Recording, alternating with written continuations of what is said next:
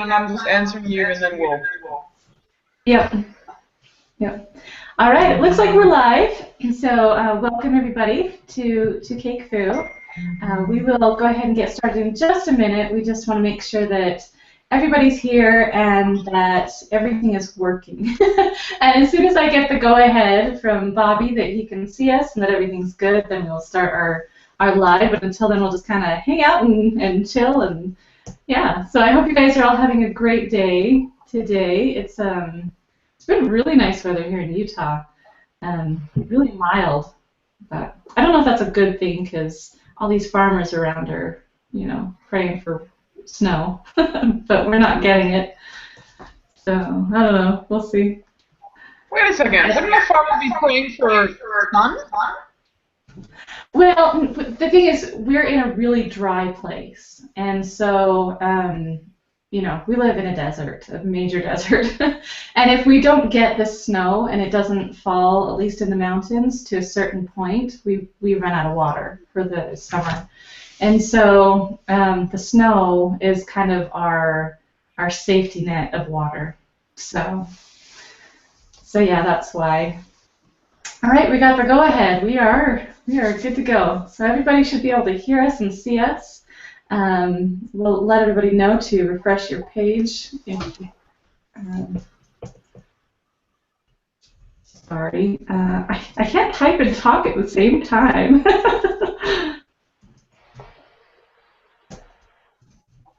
Okay. Yeah. So, but yeah, you live in Australia, right? I do, and it's summertime here, so no snow. No snow whatsoever. It's actually at the moment nothing because it's dark outside, but I'm expecting a nice warm weekend, so I'm really looking forward to that. It's been a bit of a grey week, unusual for summer, so this week should be sunny and gorgeous. Good. Well, I hope you have a nice sunny summer week then. That'll be nice. It is always funny though to look online and see all my American friends are talking about delivering cake through 20 feet of snow or whatever. And here the problem is that we're worrying about buttercream and ganache melting. We're not worrying about dragging it through the snow. It's always a bit funny to see all these people going, oh, I had to brave all these slick roads or whatever, and I'm like, we don't have to do that now. Well, not this time of year anyway. Very nice. Very nice. All right, well, let's do an official start. If you will kind of sit tight, and we will pause for just a second, and I'll do an official start, and then we'll go ahead and get started with our training. Okay. Hello, everybody. Welcome to our CakeFu Masters Series. I'm Amelia Carbine, your host.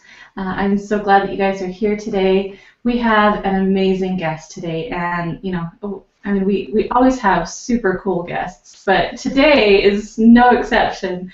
This is Michelle Green. She is the owner of the Business of Baking, and she has so much great information. And we are so glad that you're here today, Michelle. It's so nice and refreshing to actually get some good information about cake decorating businesses, because so many of our community, so many members of our community are do it ourselves. We just are we love cake decorating, and it just kind of happened to turn into a business, and now what? And we're not really business people necessarily, and we don't have those all the information that we need to be able to have a very successful business. And I think it's so important to have people like you in the industry that get us. There are business people out there that can teach you about business, but someone that actually knows about cake decorating, knows what our struggles are, knows the trials of getting people to pay certain prices for cakes and things like that. So there's so many things that and are very specific and to our industry, and it's so important to have people like you out there. So I really, really appreciate you, and especially having you come on today to share stuff with us. So welcome, Michelle. Thanks, Amelia. It's nice to be here, actually. And it's very true what you said. I actually usually refer to people in the cake industry as Oh, you know what? accidental All of a sudden, I can't entrepreneurs. hear you, Michelle. You can't Yeah, hear let's see me? if Oh no. other people can hear you. I don't know what's going on. I haven't changed anything at my end. It's happened before that I've lost sound, but that other people can still hear you. Let's see what's going on here really fast. Okay, no problem. I'll just keep Oh, talking. it's okay. So they can hear I'm you, like, yeah, I've come back. But you can't hear me. So for everyone but I else, can't I'll for just some reason. Okay. How about let's have you do an introduction of yourself, and I will go and find some headphones for me to plug in, and hopefully that will solve my problem on my end. I don't know why every once in a while this happens. So yeah, go ahead and do an introduction of yourself. Take a few minutes, and I'll be back in just a minute. will do. Thanks, Amelia. So good morning, everyone. It's a very dark and cold morning. It's 5:30 in the morning on Thursday morning here in Melbourne, Australia, and it's super exciting to be part of the CakeFu team, which is great.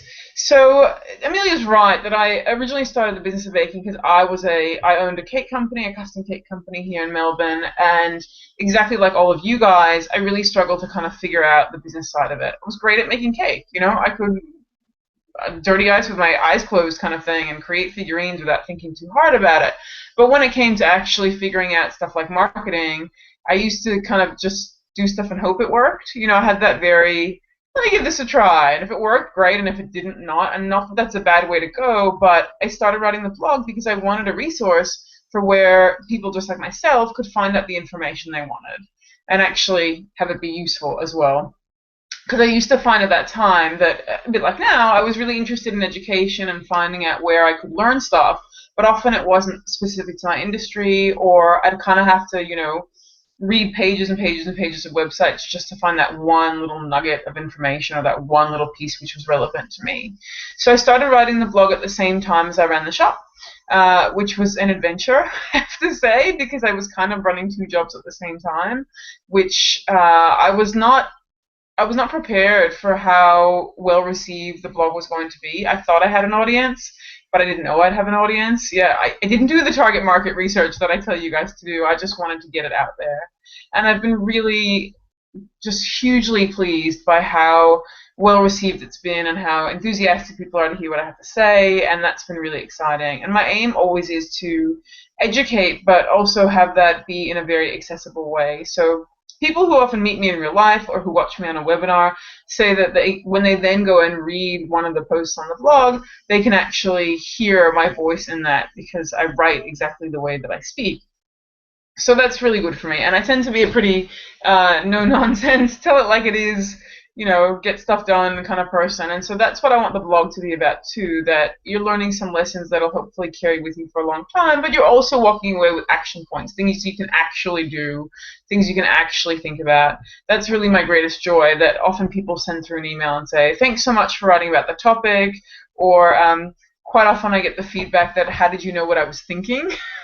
Which always makes me laugh. And it's not that I necessarily knew what that person was thinking in that moment. It just meant that I've probably been there and done that. Or quite often I actually get, somebody asked me recently, where do I get blog post inspiration from? And the answer is, it's either something that I remembered happening in my own life, in my own experience, or it's something that a friend might have asked me, or I've seen online, or whatever. Just keep my eyes and ears open, really. So I'm super excited to be chatting to Amelia today. Hopefully she's got her sound back on now. I do. I look silly though. And we can get going. So Yeah. you're welcome to visit me at the website if you like. I'm also happy to take email, etc. But for today, Amelia's running the show, and I just get to have a chat. Woohoo! All right. Yeah. Okay. We've got three main topics that we're going to talk about today, and I think they're very important things to focus on. And so let's just start into them, because I know that, we could talk an hour on each one of these topics, I'm sure, with my ability to talk and Michelle's ability to talk. I think we could talk forever. But before we get going on this topic, I want to make sure that you guys know that we are here to listen to you and to get your questions. And so we really do want to hear from you. If you have any questions or comments, or you just want to add something to the conversation, make sure that you add that to the chat box. If you can't access the chat box for some reason, every once in a while it won't let people on. Like last week, I couldn't get on at my own chat box, which was really dumb. I was really frustrated. But if you can't get on, there is the chat, or the place to leave comments below. And in the past, I've not been the best at keeping track of those, but I will do my best today to keep track of those. So if you have any questions, make sure you get them asked. The best place is through the chat box, but if not, the comments section below. Yeah, we want to hear from you. We want to make this interactive. So, okay, our first topic today is talking about money. I mean, that's probably the biggest topic that we could talk about as far as, you know, an actual business, because, you know, a business is all about making money, right? Absolutely. Yeah, I mean, of course we are in it for the love of it. We all love what we do, and it's wonderful to love what we do, but we have to be able to make money if it's going to actually be considered a business, right? Yeah. So okay, Michelle, let's go ahead and let you talk about why it is that, you know, it's important to make money with a business. I know that, like I said, so many people think, you know, let's just do it for the fun of it, and I just like to give people a deal or something like that. So go ahead and tell me why it's important that we, you know, make sure that it's a money-making business. Sure. Well, one of the things I think people don't realize is that money actually provides you with freedom. And what I mean by that is, it's not the freedom to go and buy a Ferrari and, you know, swim around through money like, what's that guy, Scrooge McDuck? Was that the guy that swam around in money, that cartoon guy? It's not about, earning money in your business is about freedom, and by that I mean the freedom to do things that you'd like to do either in your business, for your customers, or whatever. This week I actually wrote a blog post about how proper pricing isn't actually always about you. Sometimes it's about the freedom to be able to provide your clients with better. Right? So if you're earning more money, that means you can go out, do some courses, upskill yourself, and actually give them a better product at the end, not just yourself. And it's also about freedom for things like, you know, suppose you want to help a friend out. You know what I mean? You want to give her a nice gift or whatever. It's the freedom to be able to do those things. So I think sometimes when people hear me talk about money, they have this attitude like, oh, you know, but I don't really want to get rich off this, and oh, you know, I don't really need to make any money, and they kind of wrap up their feeling about money as like an all or nothing. It has to be either I'm this wealthy, greedy, making a bunch of money, business-oriented woman, or I'm not. And the reality, I think, lies somewhere in the middle. Because let's be real here, Amelia. Suppose you build a massive bakery, you are swimming in cash, whatever. You might choose to give all that cash to your church, right? Yeah. Or you might choose to give all that cash to opening a educational school for disadvantaged youth to teach them how to cake decorate. There's no one who defines what you use with that money, but having that money gives you the freedom to make the choices to go in and do what you want to do, whether that's reinvest in your own business, whether that's provide for your family, whether that is going to buy the Ferrari. The choice of what you do with that is up to you.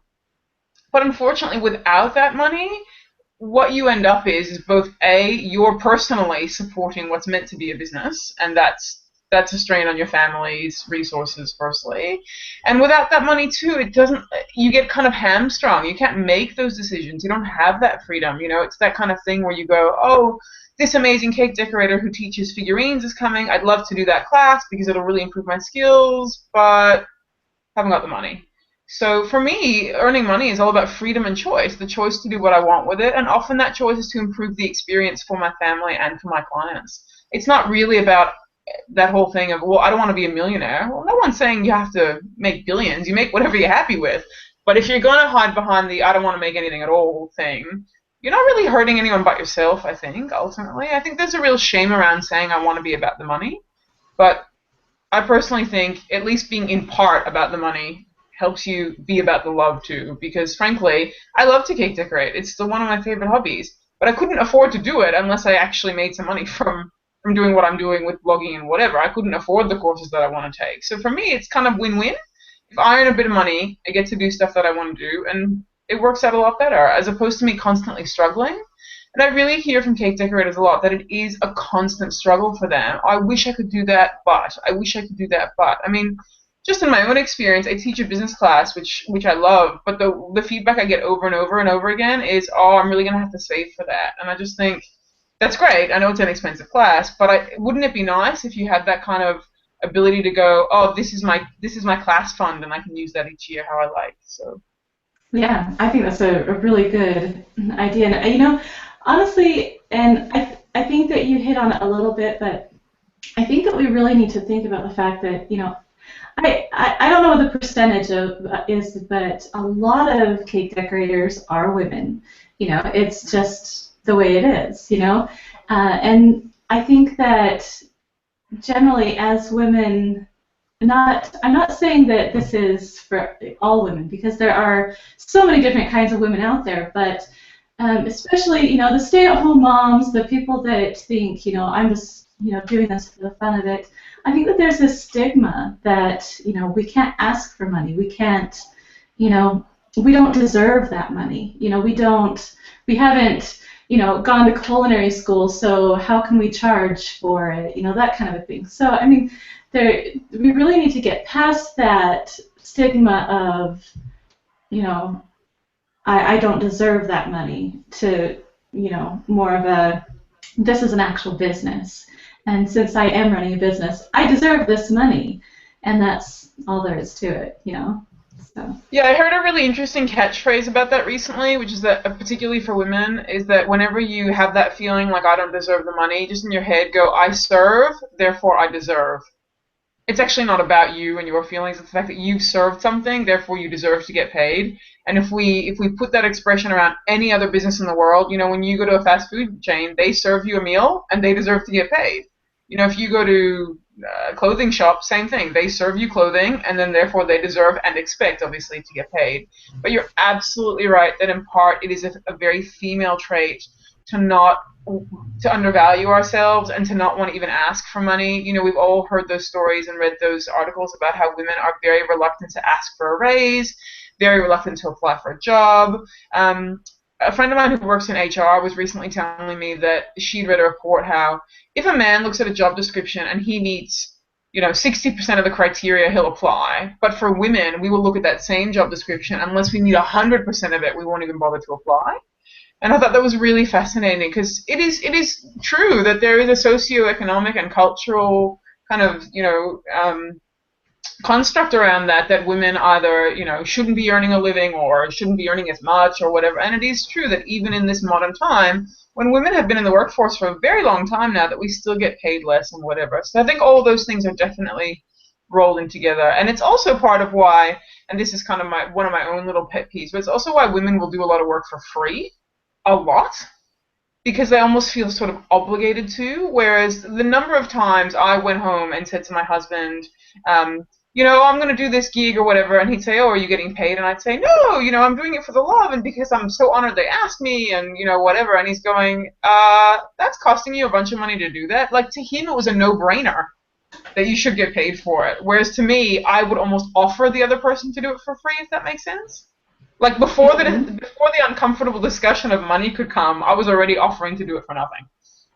So I think it is a very female trait, and I think the only way to get through that is educating each other and just knowing that we all deserve to get paid for the skill and the beauty that we provide to the world, really. It's very, very true. I think that's one of the most important things that we can remember. So now that we've talked about the importance, let's talk about actual pricing. And this, again, another topic that could go on for at least an hour. But we'll kind of just try and steam through this, and let's talk about, I guess, the importance of pricing your cakes maybe ahead of time, or that kind of a thing, so that you know what to charge for a cake. We get a lot of people on social media. Well, what do you charge for this? And what should I charge for this? And I saw that face. Oh, don't do that. Don't do that.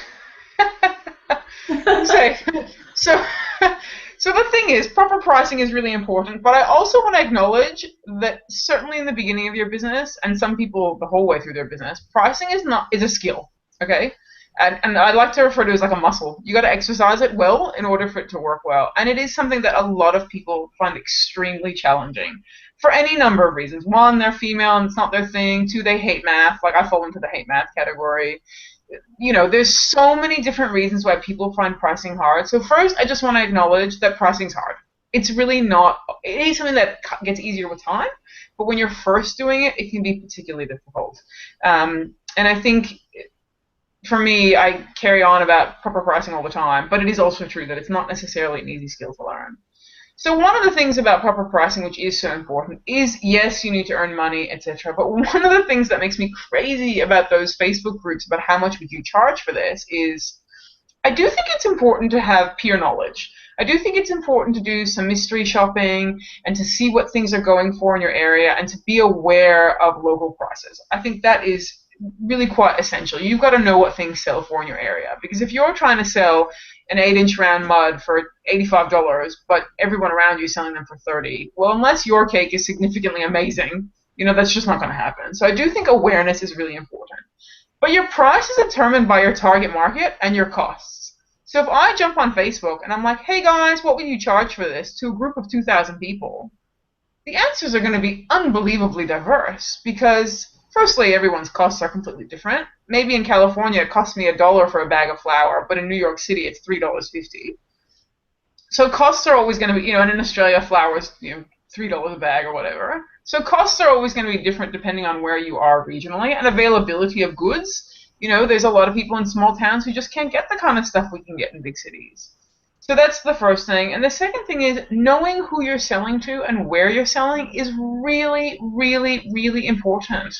I was in the UK last year, and I went and looked at cupcakes and cakes everywhere because it's like a kind of a side effect of the job, I guess. And I was looking at these cupcakes in Harrods. Mind you, Harrods super expensive, and they were a not insignificant amount of money. Probably the equivalent of dollars would be $7 to $8 per cupcake. And I asked my students in the UK, well, okay, I saw this cupcake for about $8 in Harrods. What would you guys sell it for? And most of them said they'd be lucky to get $2 for it. So imagine if I took that same Harrods cupcake and I put that on a Facebook page and I said, what would you charge for this? And the answers varied from $2 to $8. It's not actually useful information for me. It's not really telling me anything because it's very much, we take pricing very personally, but it's actually just math. It's basic math. It's what did it cost me to make this? How much can I reasonably be charging out as my hourly rate? And what will the market bear in terms of the people I'm selling it to, who I'm wanting to sell it to, and who it's meant to appeal to? So part of the problem with pricing is that we take it extremely personally. We think it's a reflection of us, and we think it's a reflection of our skill or our worth, and good pricing really shouldn't be. Of course, once you develop a reputation and once you can start to sell things because you are the Harrods of the cake world, if that makes sense, then yes, things like reputation and non-tangibles come into it. But at the very beginning of the process, it's a very impersonal activity, and you sit there with an Excel spreadsheet and you plug in the numbers and they spit out a number. And of course, when it comes to the profit bit of it, it's a little bit more elastic. But ultimately, unless things like your labor and your overheads are covered and target market considerations are taken into effect, pricing's not as emotional as we kind of sometimes make it, I think. We take it really personally sometimes. And, I'm just going to say straight out that it's hard not to take it personally when you quote somebody something for a cake and they go, what? How much? I wanted that 200-person cake for $50 or whatever. It can be really hard when the recipient gives you a personal response to what's really not a personal thing. So, I'm astounded sometimes at the general public and how they respond to pricing, because I've seen those posts where people go, oh, I just quoted, $50 for this, and the woman couldn't believe it, how expensive it was, kind of thing. So the flip side to pricing is it's not as emotional as we make it, but also it's part of our job to educate our customers about price and why things cost what they cost. Because they don't know. They see Buddy on TV slapping it all together with a whole bunch of employees, and they don't really think about the fact that he's paying insurance and rent and all that kind And of all of stuff, his you know? employees and Yeah, yeah. yeah, they don't see that he's paying, workman's comp and, insurance and pest guys and all that kind of stuff. They just see that it takes him 20 minutes to whack on a flower and a bit of steam and everybody's good. So yeah, I think a big part of pricing is actually education. Yeah, well, and also in educating that it doesn't just take 1 hour like you see on TV to work out this amazing masterpiece. Yeah, So, yeah. A yeah, whole lot of hours went into that before the cameras ever started rolling. absolutely, absolutely. And So many in more fact, a hours than whole we lot of could hours. imagine. Yeah, and a whole lot of hours are going to go into it after the cameras stop rolling too, because then there's cleanup, and then there's all that other stuff too. So I think in many ways the TV culture of cakes has done a great service to the industry. It's really brought it to the fore now, and made it very popular. But in other ways, I'm like, no, it's really not. It's not. That's a very carefully put together bit of media there, you know. Uh-huh. Yeah. Well, I and mean, it's not expensive. like you were saying, it is our responsibility to teach people that, because the the wonderful thing about these shows is that it is bringing it to the forefront and letting people see what we do and what can be done with cake, and that's amazing. The Yeah. cake industry has gone so far in the last 10 years, but as far as you know all of educating the public, that's not TV's job. That's not what they want to do. That's not what they're going to do. They're in it for the thrill of it. So it is our jobs to make sure people understand the pricing of things and how much cake really takes and yeah, I absolutely agree with you there. And I just want to know how come they never get their coats dirty. Do you ever notice that? And I'm like Well, so deviating here. I've Do you lost your ever? sound again. I don't know. Okay, so you You guys must are be watching me on until Amelia gets me back again. I don't understand why Buddy's coat never looks dirty. Man works really hard and he never gets filthy. I just you know what my kitchen looks like when I ganache a cake, and can I tell you, it's like a bomb site. There's like bowls everywhere. My coat is like covered in messville, etc. And he's just looking clean and precise. I've never quite understood how that works. So anyway. But I agree with what Amelia said, that it's really not the job of TV to educate our customers about price, and it's not really the job of TV to educate them about the nitty gritty of our business. I'm not saying that you need to invite your customers in and be like, do you know I paid $5.50 for that chocolate? That's not really how it works either, but it's definitely the kind of thing that we need to be aware that the perception they get is what's on TV, and that's not reality. Yeah. Okay, so I don't, response. Okay, there's somebody that has made a comment. It says, if we don't charge or charge very little for your cakes, I would think that people would think your cakes are not very valuable. I'm having trouble with this right now because I have been giving away my cakes. I don't know what the last two words are, but anyway. But anyway, she says that, or he or she, I'm not sure, says that they've been giving away cakes for free, basically, and that they have been charging very little, and now they're trying to, up that. How would you address that? Okay, so I think, firstly, no judgment here for giving cakes away free or cheap. We've all done it at some point, so firstly, don't feel bad about that. Secondly, yes, it can be very hard to then go, oh, I've realized that I've been charging $100 and I really should be charging with an extra zero on the end of it. So what I say to people is basically come up with a plan for how you're going to raise your prices. Exactly, and we've all been to the hairdresser, right? And she puts up, or he puts up a sign that says, as of August 1st, my prices will be increasing by 10% or whatever she's increasing them by. And she educates her public that way, so that she kind of lets them know that this is going to happen. I've heard a couple of people say to me, Michelle, can't I just suddenly charge more? And the truth is, in theory, you could, but I do think that's not really great customer service. So the way that I like to go about that is I like to raise my prices gradually and basically let people know that it's going to happen. If it's going to be a major price hike, I would let people know that it's going to happen. If my prices have been fairly rubbery, as in then I'm not known for it being all that cheap, or I'm not known for being all that expensive, then it's the kind of thing that I would kind of casually be slowly creeping it up, creeping it up, creeping it up, creeping it up. But I don't think it's okay for a customer who's previously been getting cakes for $20, the next time they call you, you tell them it's $120. They're not going to understand why that is. They're going to be gobsmacked at why that is, and that's really not okay. So I think raising your prices is firstly a process, and you've got to decide what that process is going to be for you. And secondly, it's the kind of thing where it's not unexpected. Companies raise their prices. Your hairdresser does it, supermarkets do it, anybody in the commercial industry raises their prices. Whether that's because flour's gotten more expensive, or that's because their product is now worth more, whatever. There's lots of reasons. As a consumer, we expect prices to eventually go up. We don't expect that the milk we bought at Walmart 10 years ago is going to cost the same as it costs now. Oh, it'd be nice.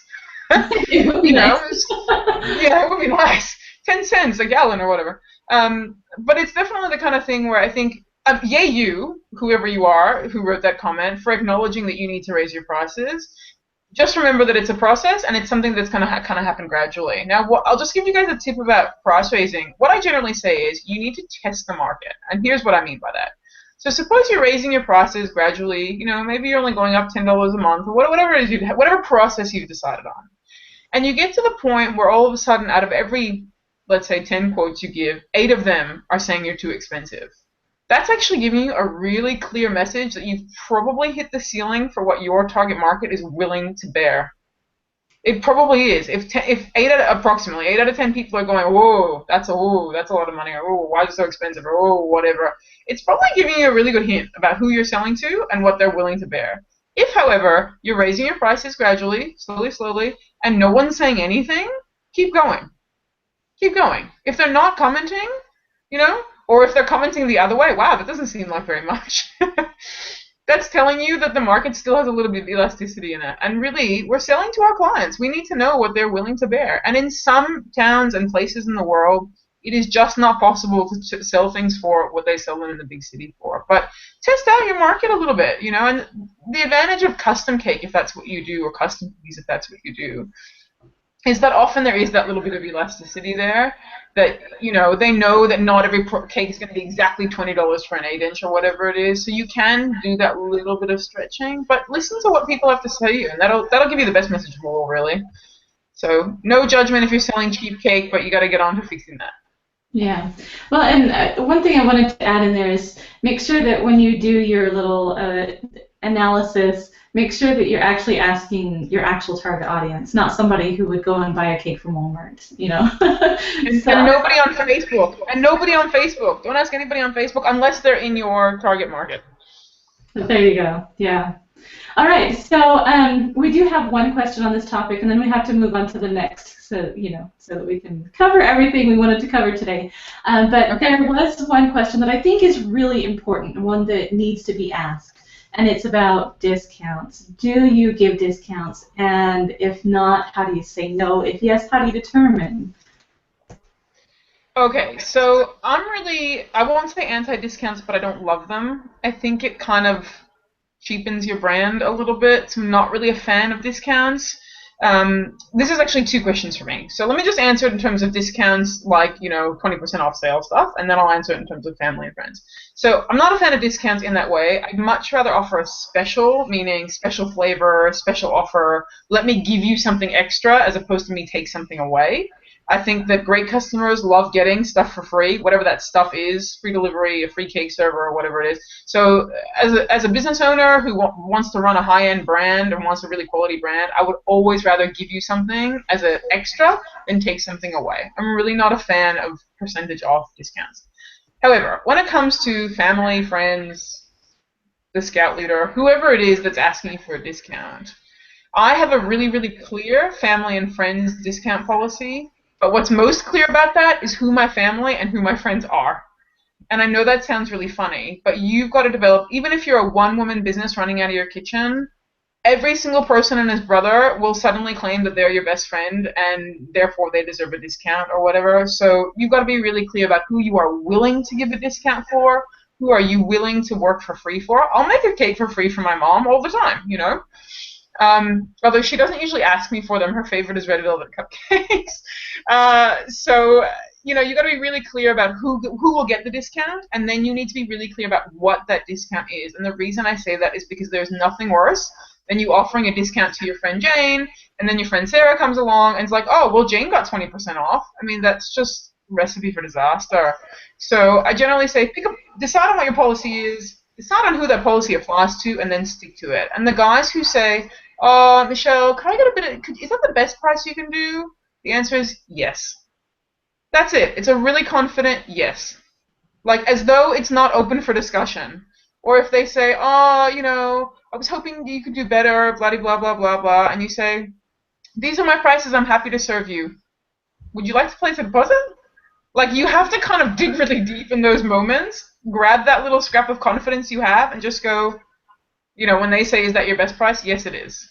Or, I'm sorry, I don't offer discounts. However, in spring, we're having a special for whatever. So a lot of that is, it's a bit of a psychological thing. You've got to kind of overcome the desire to give them a discount. Just because they've asked for it doesn't mean they get it. And by the way, I don't have a problem with people asking for a discount.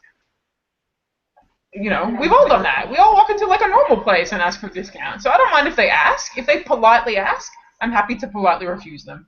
I love that. Politely refuse them. Well, you know, and I think it's important to keep in the back of your mind that, you know, when this does happen, when this situation does come around, just think, if I do it just this once, it'll get easier next time. You know, I just have to start now. I have to, you know, say, I'm going to stick to it this time, just this time. And then, you know, next time it'll be easier, and it'll be, you know, when I personally, in my, you know, personal business, it was really hard for me to ask for the prices that I knew that I deserved. And, you know, and I wasn't asking the moon, you know, I was just asking for something reasonable to where I could actually make money from it. Yeah. And, you know, and that was even at a point where I had won national awards, and I was still having a hard time saying I'm worth this, you know, and so it's so important, and it's more of an emotional thing for me anyway, and I think it might be for a lot of people, and I think we touched on this at the beginning, but you just have to do it. Just once or twice, just have to do it, and you will gain that confidence that you need to be able to, you know, keep going on this you know, level of actually making money for a cake, you know. And yeah, I totally agree with that. That's why I was saying earlier that pricing is hard. Asking for a price is hard, but it gets easier with practice. Like any skill in life, it gets easier with practice, and it definitely is a case that sometimes you got to dig deep. And sometimes you got to do that thing where you're on the phone with them, and right before you say your price, you do this like cringing thing. You're like, oh my God, you know, and then you just have to spit it out. You just have to be brave enough to spit it out a couple of times, and then it definitely gets easier. Absolutely. Yeah. Sometimes you just have to kind of really, really dig deep, I think.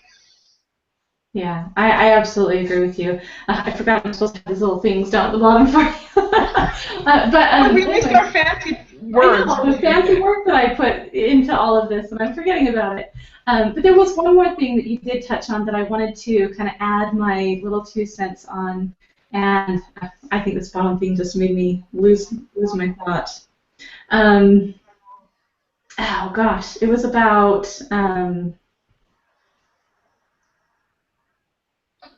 I don't remember. I'll maybe think about it later on and add it in there in the end if I can think of it. You're gonna wake up in the middle of the night and go, "Oh, I forgot." Yeah, exactly. That's what it was. I'll write a blog about it if I do. How about that? All right. So do we need to move on to the next section? I know that, you know, like I said, we could spend forever on this subject. It is that important. Okay. Teaching. I know that there are a lot of people out there that teach classes, and probably a bunch of you are actually on this call right now. We do like to make that extra money sometimes teaching, or we think, well, I've done the cake thing. I'm tired of working with clients, or my area just doesn't really cater to what I want to sell to, and so we decide to start teaching classes. And so online versus live, and is the video online class killing the live classes? What are your thoughts on that? Well, the irony is that we're talking about this during a video class. Isn't that ironic? Um, Look, I think that it did. I think that video did kill the live class market for quite a while. I think that it's coming back now. My observation has been that it's coming back now. My observation has also been that the good teachers are the ones that are now modifying how they run their classes to account for that. So what I mean by that is, I think previously we had a really big gap. It was like video at either very inexpensive, $24.95, whatever, or we had live at hundreds and hundreds and hundreds of dollars a day. I think there was a really wide gap there for a while, and I think that that's why, particularly in the last, I'd say, 12 to 18 months, live classes have taken a massive hit from the video market, a massive hit. Every teacher I know has said, I can't get backsides on seats. It's just not happening for me. There have been a couple that have been very fortunate that they've been okay, but as a generalization, I think it's been harder and harder to fill live classes, but I think it's been because of that massive financial gap. I've noticed in recent time that video is staying where it is from a price point, but live is coming back a bit. And by that I mean it's not that teachers have suddenly decided to charge less, it's just that they've altered the way they do it. So maybe instead of being fully hands-on, it's only partially hands-on, and so therefore for the student, and so therefore they can charge a little bit less. Maybe it's more of an interactive demo as opposed to a full-on hands-on thing where they walk away with a cake. Maybe they're learning how to paint on a cake, but rather than paint it on a dummy that's been covered, they paint it on like a single sheet of fondant on a cake board or whatever. So I think teachers have become really wise to the fact that video was a real killer there for a while from a financial price point of view, and have tried to modify their offerings to meet that challenge. So I do think for a while video killed live, but I do think it's coming back a bit as people have learned to modify their offerings a little bit. I will say that as a student myself of many cake classes over the years, I actually am not a big fan of video classes as a student, only because I find it really annoying to have to watch them stop, press go, rewind. Wait, what did she say? And I find it quite hard to learn that way. But that's me. Some people love video, and if you cannot access video in a random country or in a small town, or if you cannot access live classes in a small town or in some other country or whatever, I think it's actually a great service that we provide to students the world over. So there's definitely pluses and minuses to both. However, I encourage everyone, whether that be student or teacher, to actually do both. So from a teacher's point of view, I think that economically and financially, it can be really, really smart to do a little bit of both. And I think from a student point of view, I think it's actually quite essential. Do some classes video, why not? But absolutely save up for those couple of ones that you really want to go and meet that person and pick up those skills and do a couple of live ones. I think probably the best education lies somewhere in the middle, but I definitely think that live classes took a big fat hit from the video technology. So. Yeah, I completely agree with everything that you have said. I think that, and the one thing that I think is most important that you said was, if you're going to be teaching, you should be doing a little bit of both.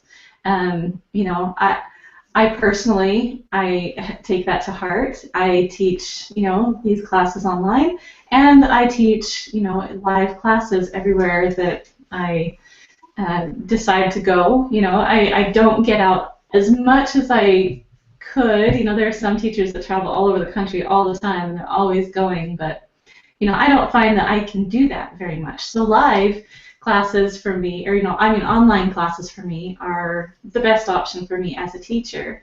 But as far as doing live classes, I feel like it is important that I get out there and do live classes.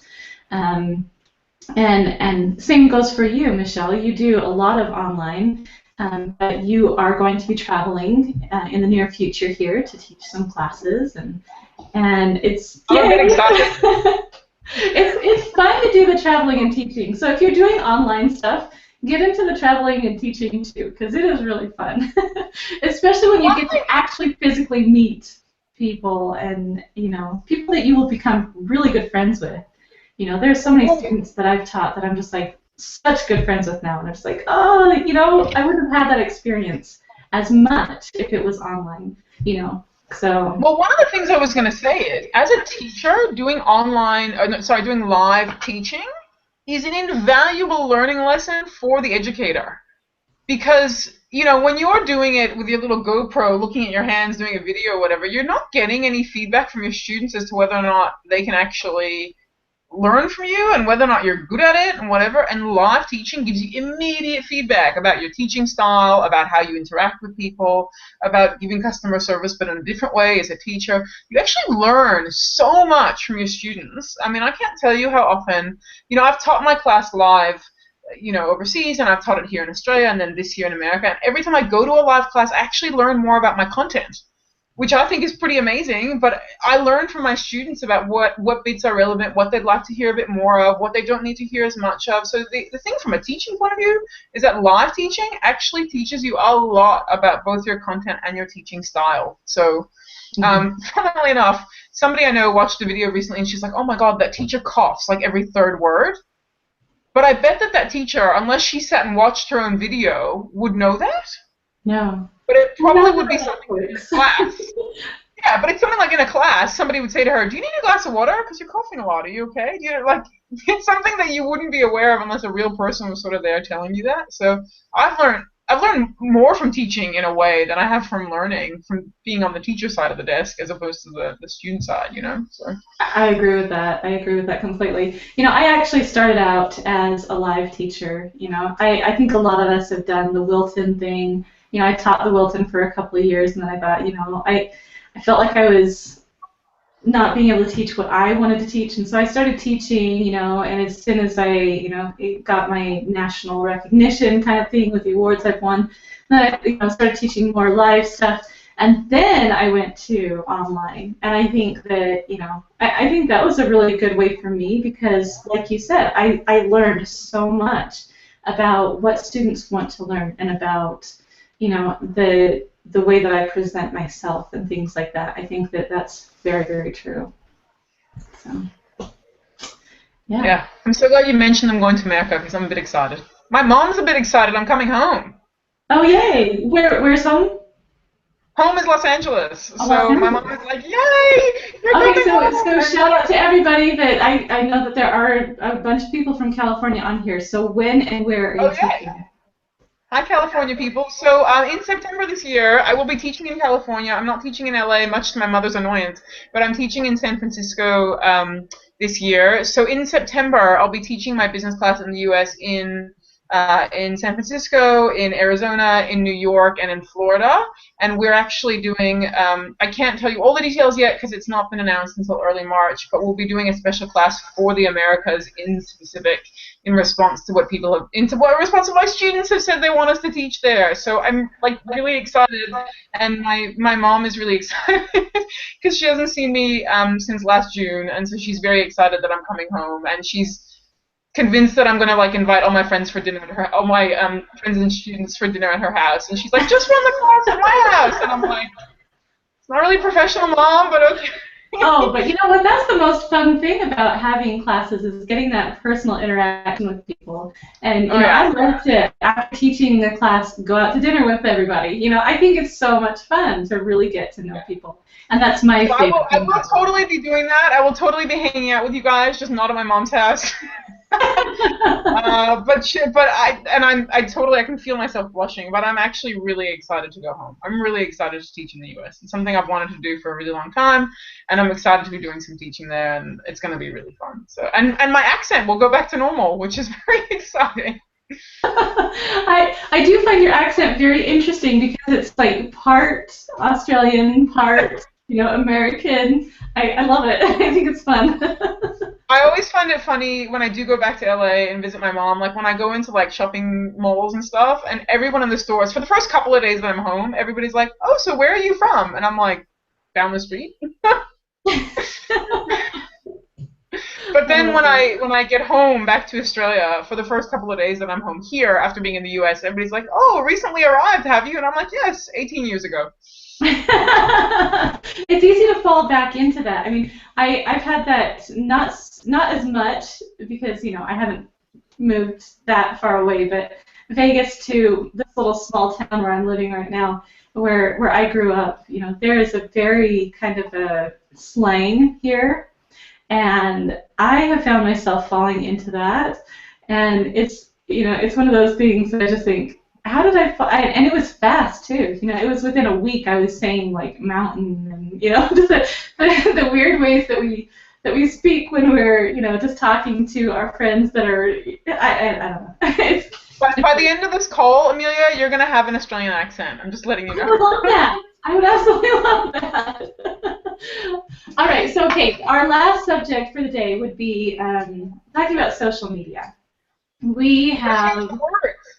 what's up? Oh, change my We gotta change words. the words at That's the right. Thank bottom. you. Thank you. Social media etiquette. There we go. So we have such an amazing gift in social media. It's something that we didn't have 15 years ago or so. This is fairly a new thing for our industry, and it is wonderful, but it's also terrible if we don't know how to use it correctly. And so we're going to talk a little bit about you know social media etiquette, what you should say, what you shouldn't say, and especially business-wise on your business page. What kinds of things do you say? What kinds of things don't you say? How personal do you get on your business page? And those kinds of things. So. Okay, so let me first say, before we get into what's okay to do and what's not okay to do, is that with social media, I think we feel we have to be on every platform. We feel we have to be tweeting, pinning, instaring. We feel like we have to do the whole, like every single Reddit, whatever. There's like so many. It's crazy how many there are, really, and more coming out every day. I just heard about Elo. I don't know if anybody's heard about that.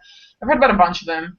So I think the thing to say is, firstly, you don't actually have to be across every single platform. There's really no need. What you need to be is on the platforms where, guess what, your target market is hanging out. So, Facebook has the demographic of Facebook has aged. That's not a bad thing. I think that's true for cake people. That's probably where our people are hanging out to some degree. So you've got to be aware that whatever platforms you pick, you want your target market to be hanging out on those platforms. So that's really, really important. And I think one of the difficulties about social media is, as you said, it's such a major bonus and it's so great, but it's a little bit of a double-edged sword because some of us do some spectacularly terrible things on social media, and it can be not so great. So one thing I really want you guys to remember when it comes to social media is that what you do and say in those accounts, your business accounts, is an extension of your brand. And what I say for people as a rule of thumb is, if you would not stand in a physical store with a megaphone and shout those things out to the people standing in your store, I would not be doing that. I would not be saying and doing those things from a social media point of view either. So it's really the kind of place that you have to remember that if what you are trying to be is a high-end, bespoke, beautifully put together brand, then you can't really be posting things like, "Oh, I hate when customers ask me about price." That's really not in keeping with your brand kind of thing. Or similarly, I'm a big fan of things like a little bit of behind the scenes sort of stuff. I think that can be really, really fun to be like, oh, it's a really busy day and there's a pile of naked cakes or whatever. I think that can be really fun. But again, if you're a high-end bespoke brand, you don't want it to be a messy bench with dirty rags and whatever. You know what I mean? You need to actually very carefully curate what goes on your social media accounts, particularly photographs, but even the words you use and what you say. You've got to be really aware that what you're saying is an extension of your brand. So if what you're trying to be is high-end, be high-end in the way you communicate with people. If you're a little bit more down-home, selling to local mothers, you know what I mean? You're kind of more of an everyday cake kind of person, then that's the kind of stuff you would be sharing. More everyday cake type stuff of, pictures of things that are more everyday or whatever. I think we also need to remember that there's something called a digital footprint. And what that means is once you put or said anything online, even if you go back and delete it, it's there. It's like a footprint. You know, obviously some footprints are more permanent than others, but basically you've left a digital footprint somewhere. So we need to be really, really careful of that. One of the things that really amuses me is that as part of the Business of Baking Facebook page, I've created a whole bunch of ridiculous cake memes, some of which I'm sure you guys have seen because they've gone a little bit crazy. I don't watermark them because I just think they're just a bit of fun. They're not really about me per se.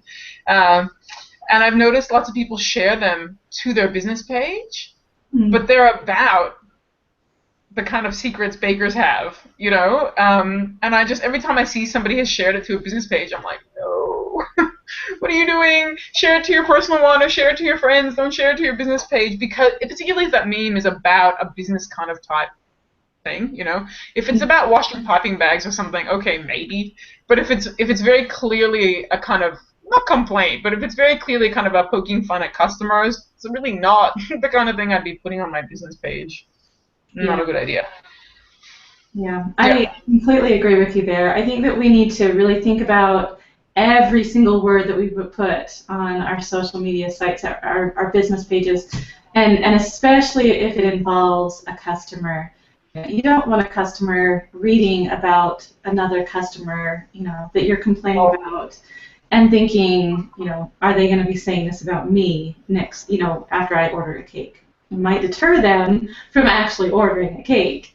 So you have to be really careful and not, cause those concerns among your customers. So. and the other thing about social media I was going to say is that a lot of people say to me, is it okay to kind of put a little bit of my personal self in there? And my answer to that is absolutely, it's okay to be a bit personal about it. It's okay to be authentically you. Your business is about you, particularly a small business is about you, and people love to hear a little bit about you and know a little bit about you. But even with that, you need to be really careful. Firstly, of platform. So, for example, I personally think Instagram, a little bit more relaxed, a little bit more casual. That's probably a good place to be putting a little bit more of your personal life into. And certainly anybody who's seen my Instagram has noticed pictures of my dog and of my kids and whatever. So I think one, pick your platform, but two, just be really careful about how personal it gets. They don't really need to know that you've just had like hemorrhoid surgery, but a picture of your daughter or your son eating the last cupcake in the box or something is really adorable and sweet. And so I do think that you need to. I often say kind of crack the door open a little bit and let people into your personal life a little bit, but just be really mindful of how and where you're doing it. If your business Instagram is 90% pictures of your kids and 10% the odd cake you've made, that's a personal page. It's not a business page. So just I think it's really important to be authentic and be truly who you are, but just be mindful of what you're putting out there. And also I think be respectful of your kids and your family and whoever you're putting on there. If you're putting some picture of your husband looking foolish, I'm all for a bit of humor, but just be mindful. It'd be That's all nice. I really say. I agree. All right. And I think that you covered a lot of really important things on the social media. Just can't stress it enough. Be aware of who is watching. Be really careful. Yeah, So yeah. That's the thing too, is that we don't know who's watching. We really don't. So I yeah, just I have a healthy expectation that someone's always watching. Whether I like that person or not, whether they're my competitors or not, someone is always watching. So just I'm not saying be paranoid or anything, but just be mindful. That's all really. And exactly as I said, if you would not plaster that picture up in the middle of your shop, or you wouldn't shout that in the middle of your shop, just don't put it on social media. I agree. Oh, actually, one of the things I was going to say around that, Amelia, is that I get this question a lot via email, which is, "Hi, Michelle, I made this cake that's a bit naughty or a bit risque or whatever you want to call it. Should I put that on my page?" My thing is, if you're having to ask someone else if it's okay, that gives you the answer you need to know already. As in, if you're already worried it's going to offend enough that you're sending an email to a third party going, "Do you think this is offensive, or do you think people will not like it?" That's really giving you the answer right there. I think if you have any concern at all, just don't post it. There's no golden rule which says every photo of every cake you take must appear online. I So, agree. you know, I you agree. don't have to. If you're worried that that is not going to be well received by your target market, just don't put it on there. I completely agree. Completely. And I know that there are a lot of cake decorators out there. I know, in certain private groups that things have been talked about, whether it's, art or whether it's, or just not okay, inappropriate kind of a thing. But honestly, unless you're posting it in a private group, I really would stay away from that because it could really diminish your, like you said, your target market, the people who you really are wanting to cater to. Unless that's your, cake business is doing those kinds of cakes. If that's the case, then who am I to say it's not to? But if your target audience is a broader range of people, there are some people that would be offended, and not just might be, it would be offended and stuff like that, and you could lose someone, a bunch of people unliking your page or thinking, oh, I don't want to go with them because so just like Michelle said, just be really careful with that kind of thing. So yeah, if you and here's my little tip of the day for you guys on social media. One of the things I also get asked about quite often is I don't know what to say, or I didn't do any cakes this week, or what do I put up there kind of thing, because this kind of one of the not negative, but I guess downfalls to social media is that it does require a constant flow of content. Mm-hmm. So you can't just post once a week and think that's going to work, because it's really not going to work. And I would hope that all of you are actually looking at your statistics and stuff. But anyway, that's a whole other topic. But what I was going to say about producing content is, remember that you can recycle stuff. So if you made a cake 6 months ago, people haven't necessarily seen that. I mean, you can do the whole Throwback Thursday thing, or even not. Be like, all you have to do is, I produced this one a couple months back, the client was really happy or whatever. Or if you get a thank you note, repost that photo with the text of that thank you note, You can, or, spend a couple of days taking a whole bunch of background behind the scenes photos and videos, and then just use them when you need them. So your content doesn't necessarily have to be, I took this cake photo today and I'm putting it on today. I mean, if you've got that, by all means, it's great. But you can actually create kind of a backlog of content and then post things as you like. And remember too that the reach, in particular Facebook, not so much the other ones as much, but in particular Facebook, reach is so low now that quite honestly, you could post the same cake 3 different times across 3 different weeks, and probably not the same group of people would necessarily see them. So it's totally okay to recycle a bit. I'm not saying do it 4 times in one day or anything, but you can recycle content a little bit, or just have a new tack on it. Now you're posting it with the thank you note. Now you're posting it with information about the flavor, that kind of thing. So. Mm-hmm. I agree. Content doesn't have to be immediate. It's not like you make it and post it. So in the case of the cakes that you think will offend, just because you've made it today doesn't mean you have to post it today, if ever. So. Yeah, agreed. All right, so, man, this is great training today. I really am so excited about this training. I think it's great information, and I hope that all of you guys paid really close attention, took notes, and start implementing some of this stuff into your businesses. I think it can help you immensely in your businesses. And Michelle is such an amazing instructor. I love you, Michelle. You're so good. Just have this little quirkiness about you that makes your teaching just so much fun, and I love it. So if you guys are ever interested in, which you should be interested in, taking classes from Michelle, either online or live, I would totally recommend. So someone is actually asking, since we're on the topic, about your Florida class. They want to know when and where. If somebody was interested in finding your classes that you're going to be teaching, is there a website, somewhere they can go to? Okay, so for the United States classes, I'll be launching those probably in March. So what I would suggest to those of you in the US watching this who want to come and learn with me, and I really hope you do, because that means I get to see my mom, if you pop to the Business of Baking website, which is thebizofbaking.com, and you sign up for the newsletter, you will get the very first release of that class. I'll be releasing that class by newsletter before I release it anywhere else. It's one of the bonuses of being on my newsletters. You get to hear about stuff before anybody else. But I actually have in front of me the dates of where I'm going to be and when I'm going to be there. So I'm going to be, this is all confirmed as far as I'm concerned. If anything changes, you'll know. But definitely sign up for the newsletter, because then you'll get it straight away. And like I said, thanks to feedback we've gotten from so many students now for the last couple of years, the U.S. offering is going to be amazing, but very different to what we offer other places, because I think the U.S. market is a unique place. So, So this year in September, I'm going to be in San Francisco, and then the 13th of September, I'll be in Arizona. The 15th of September, I'll be somewhere in New York or New Jersey. I haven't quite decided that one yet, because every time I say New Jersey, everyone says, no, come to New York. And every time I say New York, everyone says, no, come to New Jersey. And then on the 17th of September, I'll be in Tampa, Florida. So, and I'll be traveling along with my colleague Sharon Wee. She comes with me to teach those classes. And just to explain why that is, because a couple people ask me, does Sharon write the blog? She doesn't write the blog's entirely mine. But the reason why we teach together is because she started and continues to run her business entirely from home.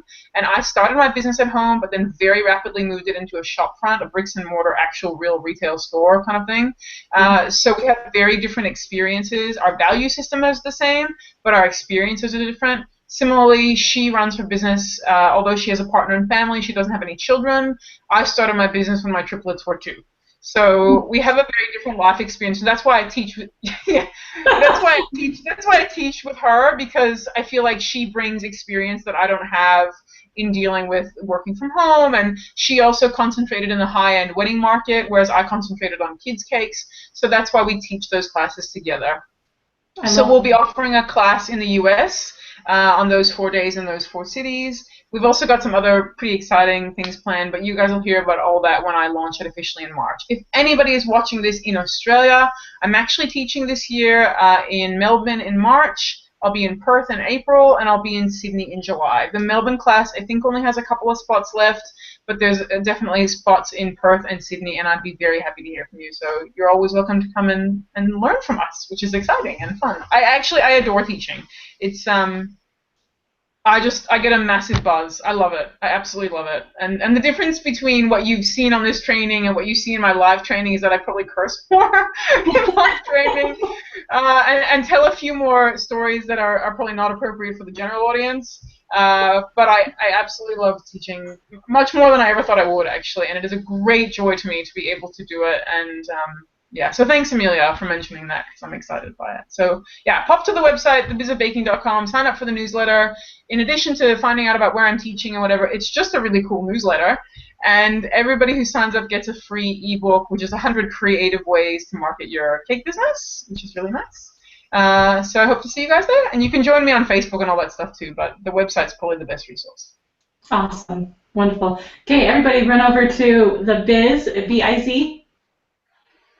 Okay, Biz of Baking, the Biz of Baking, and sign up for her newsletter. That's really cool. Awesome stuff.